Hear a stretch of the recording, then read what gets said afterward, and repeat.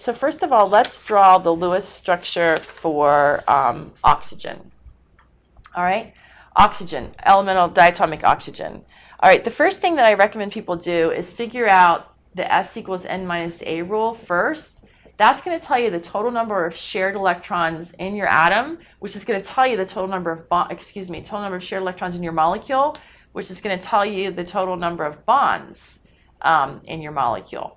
So first of all, the easiest thing to figure out is the actual number of available electrons. Okay, and let me just stop for a minute and tell you something about these Lewis structures. This Lewis structure business is like a puzzle. This physically is not how molecules are really put together, I mean, as they're forming from individual atoms. But what this is a tool that chemists use to help them predict the types and number of bonding and non-bonding pairs of electrons that they would find in a given molecule. And they're called Lewis structures because the person who came up with them was somebody named Gian Lewis from, he was a professor in California, I think it was Caltech, like 50 or 60 years ago. He was teaching general chemistry to college students, and he was trying to figure out a way to make it easier for them to be able to predict structures, how atoms are put together, and then ultimately what we're going to get to down the road is like shapes of molecules. And so this was his tool. So this is a tool. And so what you do is you just assume, like, to figure out the number of available electrons, is you say, okay, in this molecule I have I have oxygen, and I have two of them. I have two oxygen atoms in this molecule. And oxygen is in, let me see, if you need to have a periodic table handy to do this. Oxygen is in group 6. Here's an old periodic table. I'll just throw this up here. Oxygen is in group 6. So that means it has 6 valence electrons. So since bonding is all about shuffling electrons around in the valence shell, then I know that oxygen has 6. So the available electrons here, I have 2 oxygens. Each oxygen has 6. So that's 2 times 6. That's 12 electrons available to work with to pull together this molecule. All right. And so needed, the N, how many electrons, if you had to satisfy the octet individually for each atom, oxygen, you have 2 of them. And if the oxygen was all by itself, to satisfy its octet, it would need a total of 8 electrons. Okay, so that's equal to 16. Most elements in the periodic table need 8 electrons to satisfy the octet. That's why it's called an octet. There are a few exceptions. Hydrogen only needs 2. So when you're filling in the needed for hydrogen, as we'll see down here, you just put 2 instead of 8. But normally it's going to be 8 until I get to just a few exceptions. Alrighty.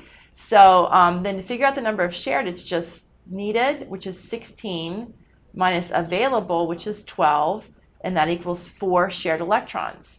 If each bond is equal to 2 shared electrons, and I can even go one step further and say the number of bonds I predict in this molecule is going to be the total shared divided by 2, because there's 2 in each bond. So I'm predicting 2 bonds.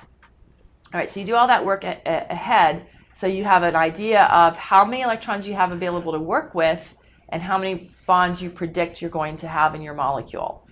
All right, then you go back, and according to the rules, and you can refer to the rules, it says draw a skeletal structure. The skeletal structure means you just have to write down all of the atoms that are in your molecule, and then you have to connect them at least by 1 shared pair of electrons. And we'll just use a bond, a little dash, to indicate that shared pair of electrons. So right here, remember, what do you think? When you see this, you think a pair of electrons. So just by putting this thing together, I've just used 12 of my available electrons. Okay? So now, once I've used 12 of my available electrons, I'm down to 10. And according to the rules, it says, okay, once you've just stuck the thing together with the minimum amount of bonds to hold the individual atoms together, then you start putting all of your other available electrons on the atoms to satisfy the octet for the atoms. So I've just used 2, 4, 6, 8 electrons of my 12 available. I've satisfied the octet on that one. I'm going to start placing electrons in pairs on the next one, and I just get 2, 4, 6, 8, 10, 12. I've used up all of my available electrons. And so I don't have any more electrons to place, and I have not satisfied the octet on this one because there's only 2, 4, 6. But what I do know is that I should have 2 bonds in this molecule, and I only have 2 atoms. And so to account for the fact that this only has 6 around it, and this has 8, and I only have 1, I should have 2 bonds, is you can move a non-bonding pair of electrons to form what's called a multiple bond. So in covalent compounds, you can have single bonds, which is 1 shared pair of electrons, or, and I'm going to redraw it up here, you can have what we call double bonds, which is 2 shared pairs of electrons, okay? And so for oxygen then, the one pair that I had originally placed here, I misplaced. I should have placed it here, and I figured that out when I looked at my available and my number of bonds. And it's a rule that's available to you in order to satisfy an octet, just move a pair of non-bonding and make them bonding. And so now I've got what's called a double bond. That's 2 shared pairs of electrons residing between these 2 oxygen atoms. And then I've got a pair of electrons here and a pair here. So I have 2 non-bonding on this one. I have a pair here and a pair here, 2 non-bonding on that one. And so now I can double check and make sure I've satisfied my octet by looking at the sphere around this oxygen atom. I have 2, 4, 6, 8 electrons. Look at the sphere around this oxygen. I have 2, 4, 6, 8 electrons. So I've satisfied the octet, and I have satisfied what I predicted is the number of bonds, which is 2 single bonds. We just call it a double bond. But you count your bonds individually. There's 1, 2. So that's a double bond. So that's 2. This indicates 2 single bonds, which is the same as a double bond.